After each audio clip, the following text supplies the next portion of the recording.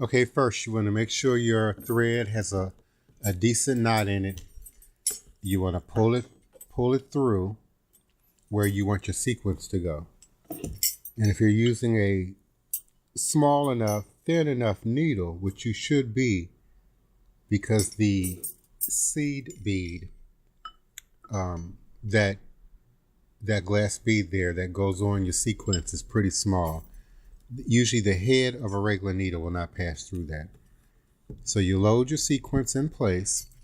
I usually put it in position with my finger, pulling the thread tautly, which also helps to sort of lock the sequence into position. And then you lock it down by passing your needle through again directly into the center of the sequence, being sure to, use your fingertip or even your needle to make sure it's pushed directly into position.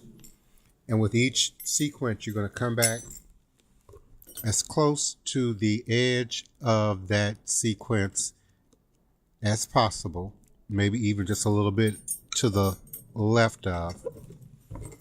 And then when you lock your next sequence and your next CB down, you're going to want to try and target this spot right about here.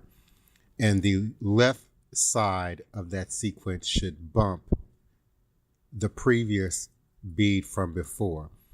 Now, when you start getting into corners, like down here in jointed areas, when you lay that sequence there, it's going to bump the lowest sequence, but it's also going to bump that sequence to the left and to the right.